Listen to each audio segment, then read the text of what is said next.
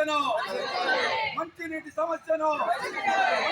సమస్యను ఈవై నగర్లో నివసించే వాళ్ళకి మంచినీటి సమస్యను నగర్లో నివసించే వాళ్ళకి మంచినీటి సమస్యను ఇల్లు లేని నిరుపేదలకు ఇళ్ల స్థలాలను ఇల్లు లేని నిరుపేదలకు ఇళ్ల స్థలాలను ఇల్లు లేని నిరుపేదలకు ఇళ్ల స్థలాలను ఇళ్ల స్థలాలను ఇవ్వాలి ఇళ్లకు పట్టాలను ఇళ్లకు పట్టాలను ఇళ్లకు పట్టాలను ఇళ్లకు పట్టాలను సిపిఎం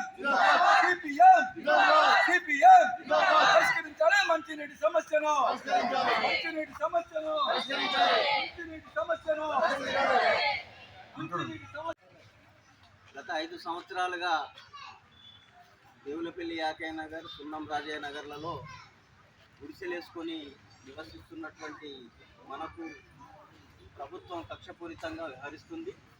త్రాగునీరు ఇవ్వడంలో కానీ, కరెంట్ ఇవ్వడంలో కానీ, ఇంటి నంబర్ ఇవ్వడంలో కానీ, ఊరిలో ఉన్నటువంటి మనల్ని కూడా ఊళ్ళో లేని విధంగా చేస్తుంది.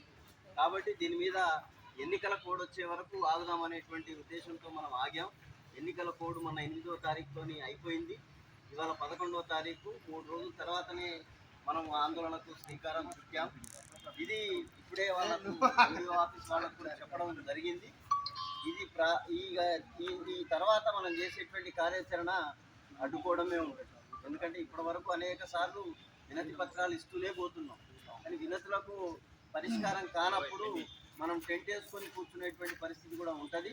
కాబట్టి మీరందరూ సిద్ధమైతే వెంటనే మనం టెంట్ ఒక వారం రోజులు టైం ఇచ్చి వారం తర్వాత టెంట్ వేసుకొని టెంట్లోనే కూర్చున్నాం.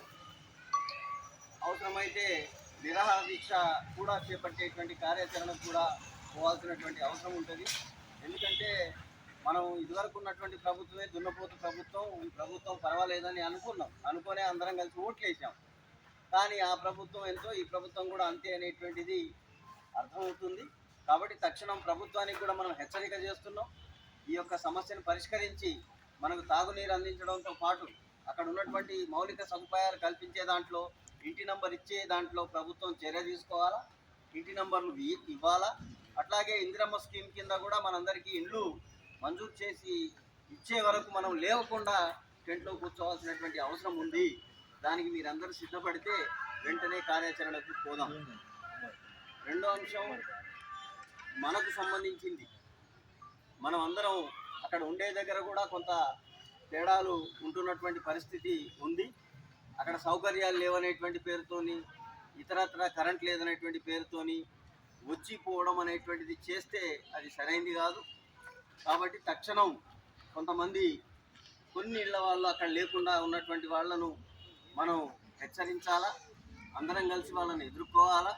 వాళ్ళందరూ వచ్చి ఇక్కడ ఉండే విధంగా మనం చర్యలు తీసుకోవాల్సినటువంటి అవసరం ఉంది. అప్పుడే మన యొక్క కార్యక్రమం కూడా విజయవంతం అవుతుందని ఈ సందర్భంగా తెలియజేస్తూ, మనం అంతా కూడా 5 ఏళ్ల నుండి కష్టపడుతున్నటువంటి కార్యక్రమం, ఈ పోరాటం ఫలప్రదం కావడం మన మీదనే ఆధారపడి ఉంది.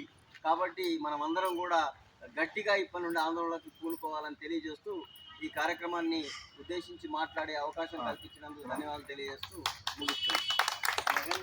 ధన్యవాదాలు తెలియజేస్తూ